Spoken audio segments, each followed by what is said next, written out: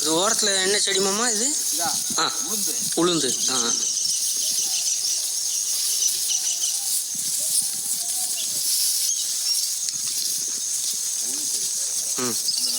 ஸ்டார்டிங்லேருந்து இப்போ ஒரு அறுவடை முடித்தோன்னா அதுலேருந்து உங்களுக்கு வர லாபம் கம்மி. இது உழைப்பு தான் ஜாஸ்தி விவசாயத்தில், லாபம் கம்மி. ஒரு ஏக்கருக்கு 15,000 கிடைக்கும், 10,000 15,000 கிடைக்கும். இப்போ அது வந்து இப்போ எங்களுக்கு இப்போ இது ஒரு ஏக்கர், அது ஒரு ஏக்கர் 2 ஏக்கரு. மிஞ்சி போனால் ஒரு ஏக்கருக்கு வந்து 15,000 10,000 15,000 கிடைக்கும், அவ்வளோதான் உழைப்பு. ஆனால் நம்ம விளையிறது வந்து நிறையா விளையும். நம்மளுக்கு ஒரு செலவு வந்து இப்போ எப்படின்னா இப்போ நாற்று பறிகளுக்கு வந்து 3,600 அதாவது ஆள் வச்சு பறிக்கிறது, நாற்று பறிக்கிறதுக்கு நடுறதுக்கு 3,200. அப்புறம் மருந்தடியில் உழவு வந்து 10,700 இருக்குது உழவு. இது மாதிரிக்கும் 10,700. வரப்படுறது வந்து ஒரு ஏக்கருக்கு வந்து 1,200. 2 ஏக்கரை வந்து 2,400 அதுக்கு வரப்படுறதுக்கு. இது இல்லாமல் இப்போ இந்த களை எடுத்தது 10 ஆள் 20 ஆள், அது ஒரு 4,000. உரம் வந்து ஒரு தடவைக்கு வந்து எப்படி இப்போ 3 தடவை உரம் போட்டிருக்கான். ஒரு தடவைக்கு 5,000 ஆகும், 3 தடவைக்கு 15,000 ஆகும் உரம். மருந்து வந்து ஒரு தடவைக்கு 1,000 3 தடவைக்கு 3,000 ஆகும். அடியே கூலி அதேமாதிரி 1,000 1000 3,000 வந்துடும், 3,000. அப்போ போடுறது அதிகமாக இருக்குது, வர்றது கம்மி. ஏன்னா உரம் விலை ஜாஸ்தியாக இருக்குல்ல. வந்து நெல் வந்து ஒரு குவிண்டால் வந்து 1,100 விற்கிறாங்க. ஆனால் நம்ம உரம் வாங்கினோம்னா 1,850 ஒரு மூடை. அப்போ இங்கே எவ்வளோ வித்தியாசம் இருக்கு பாருங்க. அதான் இதில் வந்து ஒரு ஏக்கர் இப்போ விளைஞ்சுன்னா 45 மூட்டை விளையும். 45 மூட்டை ஒரு மூட்டை 62 கிலோ. 45 மூட்டையும் வந்து ஒரு மூட்டை 950 ரூபா. அப்போ 45 மூட்டையும் கணக்கு பண்ணிங்க எவ்வளோ வந்துட்டு. அவ்வளோ நெல் வந்தாலும் நம்மளுக்கு லாபம் கையில் கம்மியாக தான். இதில் வந்து இடத்தரகர்கள் வாங்கி விற்கிறாங்கல்ல, அவங்களுக்கு லாபம், வியாபாரிக்கு லாபம், நம்மளுக்கு நஷ்டம். விவசாயி லாபம் கிடையாது, நஷ்டம்னு சொல்ல முடியாது, லாபம் இல்லை. கொஞ்சம் லாபம் 3 மாதம் 5 மாதம் கஷ்டப்படணும். இதுக்கு அடுத்து இந்த நிலத்துக்கு போய் நீ கடலை போடுவோம். இது கடலை, இது எள்ளு, அது உளுந்து, அப்படி போடுவோம். அதாவது இப்போ இந்த வரப்பில் போட்டிருக்கிறது அப்படியே ஃபுல்லாகவே வயலுக்குள்ளே உளுந்தை போடுவோம். இப்போ இந்த இடத்துல உளுந்து, இந்த உளுந்தை இப்போ இந்த வயா இது 3 வந்து கடலை, இது அது 3 கடலை, இது மட்டும் எள்ளு. ஓகே. அது மட்டும் அங்கே இருக்க ஒரு ஏக்கர் வந்து அப்படியே உளுந்து, அது பெரிய வயல், அது ஒரு ஏக்கரு. இது எல்லாம் சேர்ந்து ஒரு ஏக்கர் கொஞ்சம் கூட, நம்ம ஒரு ஹெக்டருக்கு கரெக்டாக இருக்கும். எல்லாம் சேர்ந்து ஒரு ஹெக்டரு. அது போட்டு போமா, இது போமா, இதுலேயும் போகணும், அதையும் போகணும், பார்த்து வரணும். ஏன்னா பாம்பு கிடக்கும். ஆமாம், தப்பான்னு போகும். அது முதல்ல ஓடிடும். இதனால எதிர்க்கா போகும். இந்த தென்னமரமாக நம்ம போட்டேன், தென்னமரம் போட்டிருக்கேன்.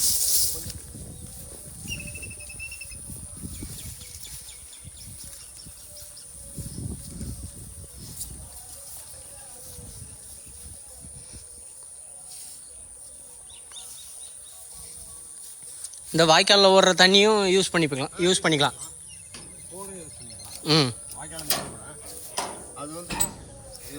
அதாவது தண்ணி இல்லாத டைமில் போர்.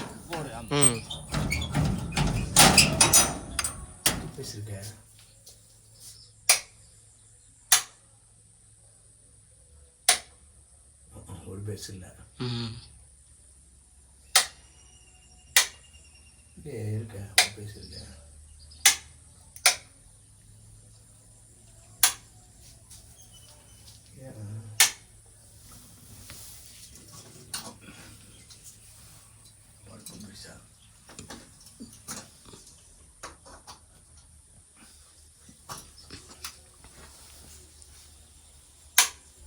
பல்ப்பு போயிடுச்சு, ஒரு பேஸ் இல்லை.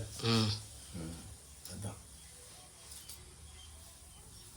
ஒரு பேஸ் இல்லை, இங்கே தான் போயிருக்கும்பா. இந்த லைன் போகுது, இந்த பைப் லைன் போகுதுல வயலில் பாய்ச்சி, அதனால் இதை ஒன்றும் பண்ணல. அப்படி குட்டா போட்டேன். சும்மா உட்காந்துக்கலாம், மேலே செய்கிற உட்காந்து சாப்பிடலாம். அதாவது பைப் வந்து அடியில் போகுது. அந்த லைன் இந்த இருக்குல்ல லைன், இது இதில் போகுது. ஓகே. இந்த கேபிள் லைன் வருது மேலே.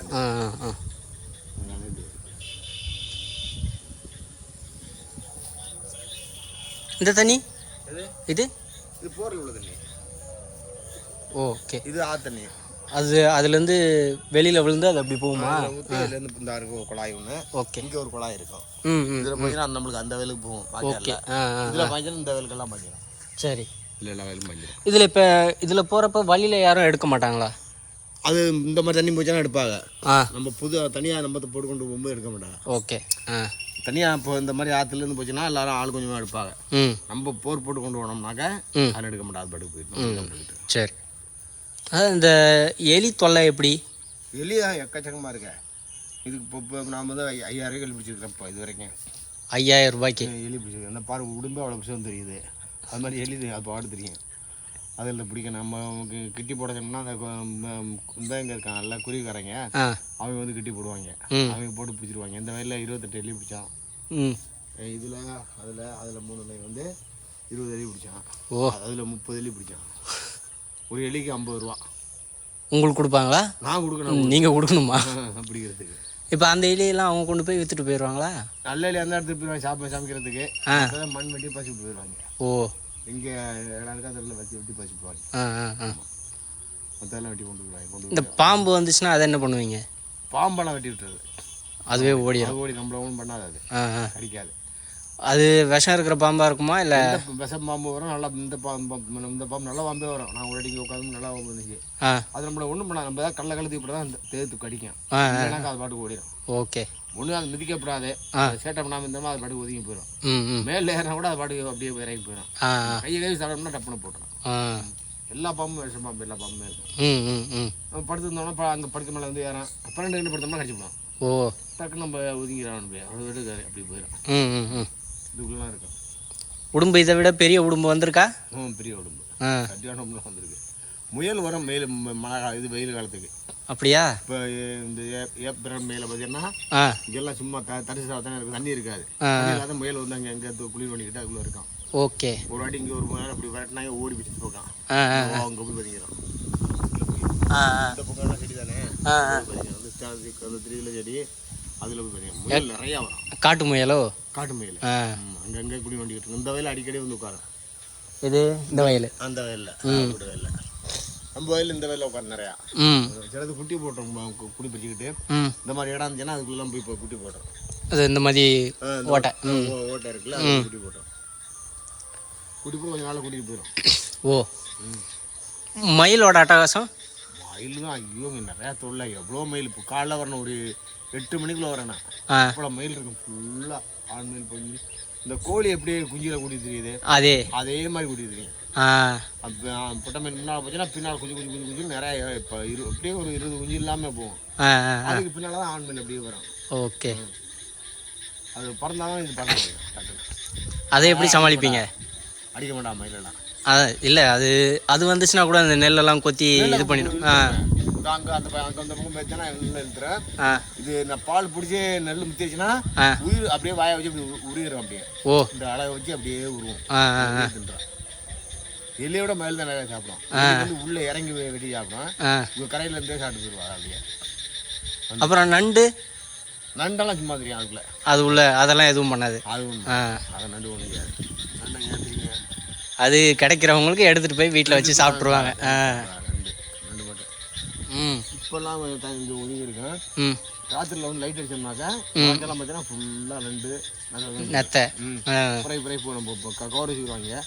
புரை போட்டுட்டே போவாங்க.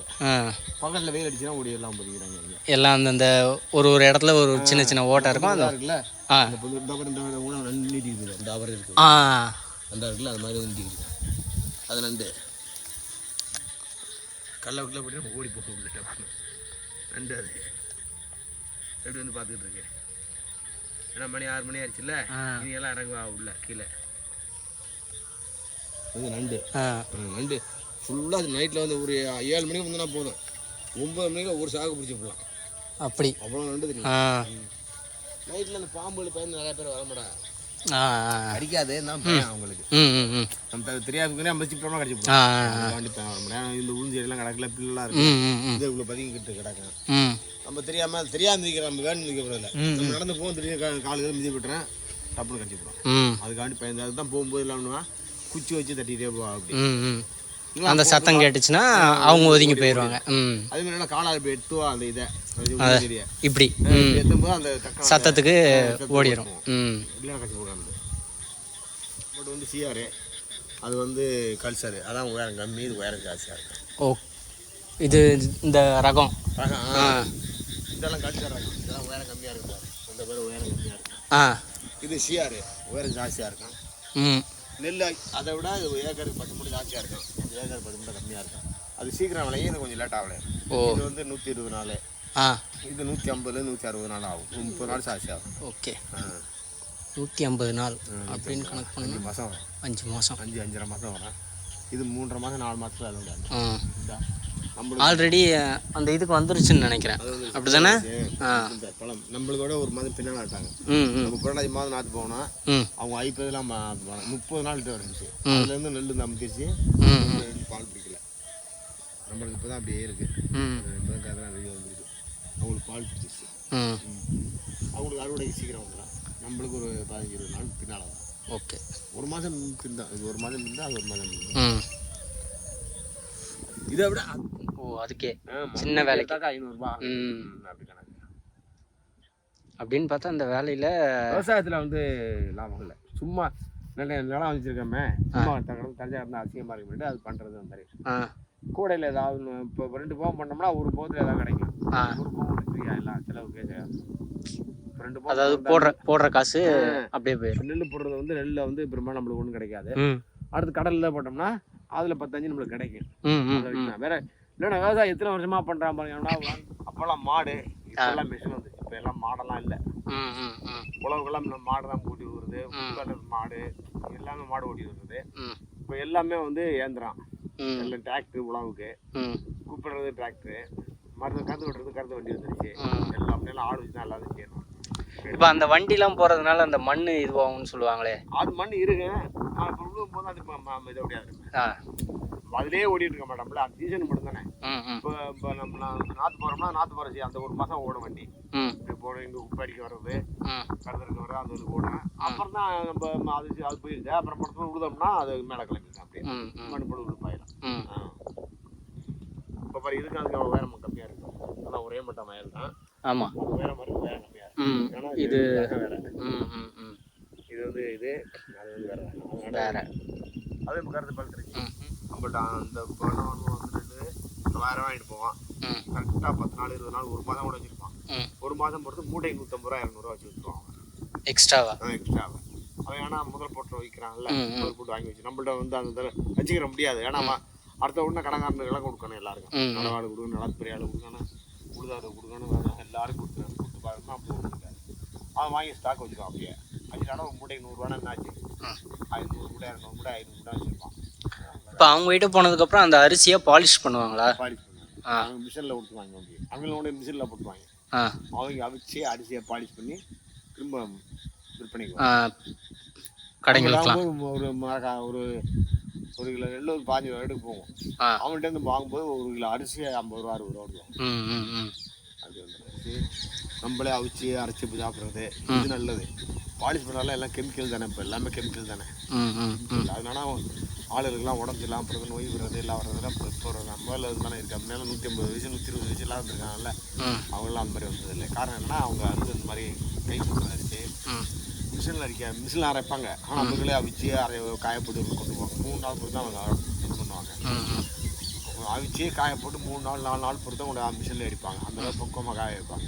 இப்போ இங்கிட்டு கொட்டுறான், நல்லா குண்டா இங்கிட்டு குழாயில் கொட்டுறான், இங்கிட்டு காய வச்சு வந்துடுது, உடனே அரிசி அடிக்க அப்படியே அனுப்பி கொடுத்துருவோம். ஒரே நாளில் பண்ணிட்டு வந்துடுவாங்க. அதனால் இது வந்து எல்லாமே கெமிக்கல் பவுடர் போடுவாங்க.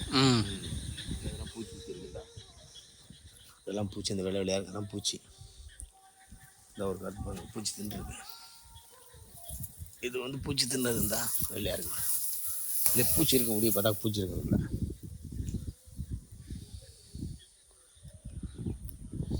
பூச்சிக்கு தான் ஏகப்பட்ட நான் மறந்துருக்கேன். போயிடுச்சா உள்ளே இருக்கான்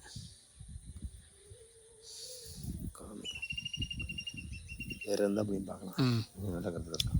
அதனால தான் இது இந்த கலரில் வெள்ளை கலரில் மாறிடுது ஃபுல்லாகவே. இந்த நெல் இருக்குது, இதில் வந்து அரிச்சிருக்காது, ஒன்றுமே இல்லை, ஒன்றுமே வெறும் காலியாக இருக்கிற மாதிரி இருக்குது. எல்லாம் வந்து பூச்சி திங்கிறது. இந்த தொகையெல்லாம் பூச்சி இது ஒரு பூச்சி, இது ஒரு பூச்சி, தோகை பூச்சிங்கப்பா இந்த இருக்குது. இந்த தொகையெல்லாம் வெள்ளையாக இருக்குது பார்த்தியா, இது ஒரு பூச்சி, இது வந்து தோகை பூச்சி, அது வந்து குருத்து பூச்சி, அப்படி நிறையா பூச்சி. இப்போ மருந்து அடிக்கிறதுக்கும் டைமுக்கு வந்து ஒரு ஏக்கருக்கு 1000 ரூபா 1500 ரூபா ஆகும் மருந்துக்கு மட்டும். அடிக்கக்கூடிய 1000 ரூபா 2500 ரூபா மருந்து அடிச்சிடலாம். மருந்து அடித்தா அந்த நெல் எதுவும் நெல் பாதிக்காது. கீழே தான் தண்ணி கொடுக்குறாங்க. ஓகே, நெல்லையும் பாதி கொஞ்சம் கொஞ்சம் சேராதுல்ல, ஆனால் அவ்வளோ இது இருக்காது. உரத்தை போட்ட உடனே தான் பூச்சி விழுந்துருமே. உரம்லாம் அப்படி உரத்தை போட்ட உடனே பூச்சி டக்குன்னு தாக்கும். இயற்கை உரம்ன்றது இப்போ இல்லை, நிறையா இல்லை. இன்னும் மாடு இருந்துச்சு எல்லா வீட்லேயும். ஒரு டன்னு 2 டன்னு 5 டன்னு 10 டன்னு குப்பை சேரான். அடிச்சு அதை விவசாயம் பண்ணால் மரங்கள் இருக்கு, அதை வெட்டி அந்த கொலையெல்லாம் ஒன்றா போடுவாங்க. நல்லா உழுது நல்லா பழம் வந்து வச்சிருப்பாங்க. இப்பெல்லாம் தான் இல்லை, எல்லாமே இந்த ரசாயன உரத்தை போட்டு மண்ணும் கெட்டு போகும். இப்பெல்லாம் வந்து முதல்ல மாடு மாதிரி 4-5 தடவை விடுவது இல்லை. முதல்ல ஒரு அவ்வளோ விடுவாங்க, 2வது ஒரு விடுவாங்க, 3வது அவ்வளோ நட்டு விடுவாங்க. நட்டுப்பாங்க, திரும்ப களை எடுக்க ஆள் வரணும். அப்படி இயந்திரமயமானது கூட ஒன்றும் இது இல்லை. முன்ன இருந்த விவசாயம் இப்போ இல்லை. இது இல்லை, இதெல்லாம் அப்படியே மாறிடுது. இங்கே நைட்டு தங்குவீங்களா? கோடை நாளையில் தங்குவோம், தண்ணி பாய்ச்சணும்ல, தங்குவோம். இப்பெல்லாம் தங்குறது இல்லை. இப்போ தண்ணி அதை படி வேணா கட்டி விட்டு போனோமா பாஞ்சிடும். இப்போ தேக்கி வச்சுட்டு போயிட்டோமா, அவனுக்கு காலையில் வந்து பார்த்தோமா எல்லா வேணும் பாய்ச்சிடேன். அப்படியே மடையாது. அதாவது காலையில் ஒரு வாட்டி வந்து செக் பண்ணுறதுக்கு வருவீங்க, தண்ணி சாயந்தரத்தில் ஒரு வாட்டி செக் பண்ணுறதுக்கு வருவீங்க. தண்ணி வந்து மடையை வந்து பாய்ச்சிட்டு போவோம். காலையில் வந்து அதெல்லாம் அடைச்சிட்டு க்ளீனாக வச்சுட்டு போவோம். ஓகே. போர் போட்டதுக்கு 3 லட்ச ரூபா. அங்கே லைன் எடுத்துக்கிறதுக்கு 2,40,000 4 பேர் சேர்ந்து எடுத்தாங்க. இந்த போர்க்காடு ஒன்று, நான் ஒன்று, அந்த போர்க்காடு ஒன்று, அந்த போர்க்காடு ஒன்று. ஏன்னா ஒரு 1.5 கிலோமீட்டருக்கு வரணும், அதனால் அங்கேருந்து எடுத்து வந்தோம். 2,40,000 ரூபா ஆச்சு. 3,000 ஒரு ஏக்கர் கட்டுவோம். அது அப்படியே கிடக்கும், அப்படியே எடுத்துட்டு போவேன். எங்கேயும் அந்த எடுத்துட்டு அது எத்தனை வருஷத்துக்கு ஒரு வாட்டி கட்டணும்? வருஷம் கட்டணும். வருஷம் கட்டணும். ரொம்ப எதுனா அழிஞ்சு போச்சுன்னா ஏதாவது கொடுப்பாங்க. ஓ, அதாவது நீங்கள் விளைச்சல் பண்ணது சரியாக போகலைண்ணா கொடுப்பாங்க. இப்போ 10,000 செலவாயிருக்குன்னா ஒரு 3,000 கொடுப்பாங்க. அதுக்கு பாதி கூட வராதுங்களா? இதிலே கடந்து பழைய போனதுனால நிறைய பேர் இப்போ கிடக்குறாங்க. நிறைய பேர் பாருங்க, அவங்க பிள்ளையெல்லாம் பாருங்க, இப்போ வயசானவங்க தான் கிடப்பாங்க. நம்ம விவசாயம் பண்ணிக்கிட்டு அவங்க பிள்ளையெல்லாம் பார்த்தா வெளியில் எங்கேயா படிச்சுட்டு எங்கேயா போயிடும். கரெக்டு தான். நிறைய அவங்க பிள்ளையெல்லாம் பெரும்பாலும் விவசாயம் பார்க்க மாட்டாங்க, எல்லாம் ஓடிடுவாங்க. இதெல்லாம் எனக்கு கதிர் வரல. இப்போ தான் இது வச்சுருக்காங்க. ஆமாம், இதெல்லாம் லேட்டாக இதெல்லாம் முடிஞ்சுட்டு நடக்குது. நைட்லாம் மேய்ச்சலுக்கு வருவாங்க எல்லாம். சாரப்பாம்பெல்லாம் எலி பிடிக்க வரும். ஓ, எலி இருந்து வரும். நல்லாவும் எலி பிடிக்கும், இருந்தாலும் அது அதிகமாக எலி பிடிக்காது. சாரை தான் போகும் எல்லாம்.